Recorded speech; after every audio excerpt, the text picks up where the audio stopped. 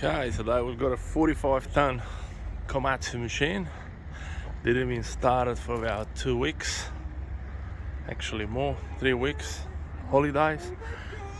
That's why you need to check the engine bay after a long holiday, and I'll show you exactly why and how the machine's gonna caught on fire if you don't do it.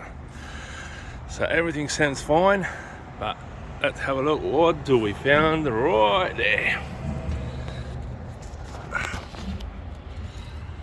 There we go. That's a bird nest. Start the machine and you catch on fire. That's why you need to check your engine bay after each long holiday, especially on the spring, end of spring.